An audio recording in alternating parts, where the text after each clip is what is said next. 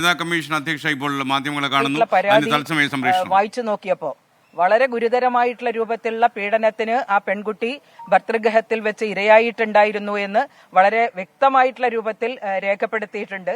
മാത്രമല്ല പോലീസ് സ്റ്റേഷനിൽ പോലീസ് സ്റ്റേഷനിൽ പരാതിയുമായിട്ട് ചെന്നപ്പോ ഉണ്ടായിട്ടുള്ള പോലീസ് സ്റ്റേഷനിലെ സമീപനത്തെക്കുറിച്ച് SHOവിന്റെ സമീപനത്തെക്കുറിച്ച് ഉള്ള ആരോപണവും ഈ പരാതിയിൽ രേഖപ്പെടുത്തിയിട്ടുണ്ട്. അതുകൊണ്ടാണ് പോലീസ് ഓഫീസറെ നേരിട്ട് വിളിച്ചിട്ടുള്ളത്.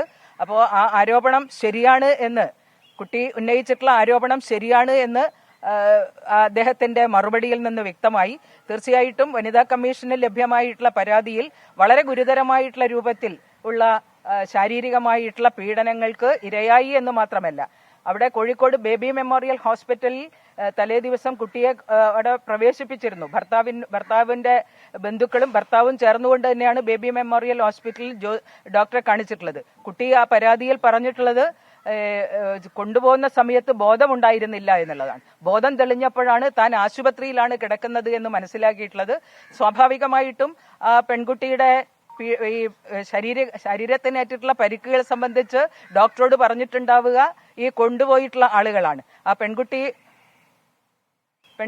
പറഞ്ഞിട്ടുള്ളത് തനിക്ക് ബാത്റൂമിൽ വീണ് പരിക്ക് പറ്റി എന്നുള്ള രൂപത്തിലാണ് അവർ പറഞ്ഞതെന്നാണ്. അപ്പോൾ ബോധഹീനയായിട്ട് ആ ബോധം തെളിയുന്ന സമയത്ത് ആ കുട്ടി കേൾക്കുന്നത് ബാത്റൂമിൽ വീണ് പരിക്ക് പറ്റിയതിനെ തുടർന്നിട്ട് ആശുപത്രിയിൽ കൊണ്ടുചെന്നു എന്ന് ഭർതൃവീട്ടുകാർ പറയുന്നതായിട്ടാണ്. അപ്പോൾ വളരെ ഗുരുതരമായിട്ടുള്ള രൂപത്തിൽ ഈ പെൺകുട്ടിയെ പരിക്ക് പറ്റിക്കുകയും മദ്യലഹരിയിലാണ് ഈ ഭർത്താവ് ഫോണിന്റെ ചാർജറിന്റെ കേബിൾ കൊണ്ട് കഴുത്ത് മുറുക്കിയിട്ടുള്ളത്. അതുപോലെ തന്നെ നെറ്റിക്കും മറ്റും കൈകൊണ്ട് കുത്തിയതിന്റെ ഭാഗമായിട്ട് ശരീരത്തിന്റെ വിവിധ ഭാഗങ്ങളിൽ വലിയ രൂപത്തിൽ പീഡനമേറ്റിട്ടുള്ള നിലയിലാണ് ആ പെൺകുട്ടിയുടെ ചിത്രം ഞങ്ങൾക്ക് മാധ്യമങ്ങളിലൊക്കെ തന്നെ കാണാൻ കഴിഞ്ഞിട്ടുള്ളത്. വനിതാ കമ്മീഷൻ ഇന്നലെ തന്നെ പരാതി രജിസ്റ്റർ ചെയ്തിട്ടുണ്ട്. അതിന്റെ ഭാഗമായിട്ടാണ് പോലീസ് ഓഫീസറെ നേരിട്ട് ഫോണിൽ ബന്ധപ്പെട്ടിട്ടുള്ളത്. അദ്ദേഹത്തോട് കർശനമായിട്ടുള്ള ഭാഷയിൽ പറയുകയുണ്ടായി, ഇത്രയും ഗുരുതരമായിട്ടുള്ള ആരോപണങ്ങൾ ഉന്നയിച്ചിട്ട് ഒരു പരാതി ലഭിക്കുന്ന സമയത്ത്, പ്രത്യേകിച്ച് അവിടെ ആശുപത്രിയിൽ പ്രവേശിപ്പിച്ചിരുന്നു എന്നുള്ള കാര്യം, കോഴിക്കോട് സിറ്റിയിൽ തന്നെയുള്ള ആശുപത്രിയാണ് ബേബി മെമ്മോറിയൽ ആശുപത്രി. അപ്പൊ സിറ്റിയിൽ തന്നെയുള്ള ആശുപത്രിയിൽ കൊണ്ടുപോയിരുന്നു എന്ന് പറയുമ്പോൾ സ്വാഭാവികമായിട്ടും ആ ഡോക്ടറുടെ മൊഴി കൂടെ രേഖപ്പെടുത്തി കഴിഞ്ഞാൽ, ഡോക്ടറെ കണ്ട് കാര്യങ്ങൾ അന്വേഷിച്ചു കഴിഞ്ഞാൽ തീർച്ചയായിട്ടും കാര്യങ്ങൾ മനസ്സിലാക്കാൻ വേണ്ടി പറ്റും. അപ്പൊ ഇത്തരത്തിൽ ഗുരുതരമായിട്ടുള്ള പീഡനങ്ങൾക്കിരയായിട്ടുള്ള പെൺകുട്ടിയോട് ഭർത്താവുമായിട്ട് ഒത്തുപോകണം, രമ്യതയിൽ പോകണം എന്ന് പറയുന്ന ഒരു സ്ഥിതി അവിടെ നിന്നുണ്ടായി എന്നുള്ളതാണ് ഞാൻ മനസ്സിലാക്കുന്നത്. ശാരീരികമായിട്ടുള്ള പീഡനം ഏൽപ്പിക്കാൻ ഭർത്താവിന് അവകാശമുണ്ട് എന്ന് ധരിച്ചു വെച്ചിരിക്കുന്ന പോലീസ് ഉദ്യോഗസ്ഥർ തീർച്ചയായിട്ടും നമ്മുടെ പോലീസ് സേനയ്ക്ക് അപമാനമാണ്.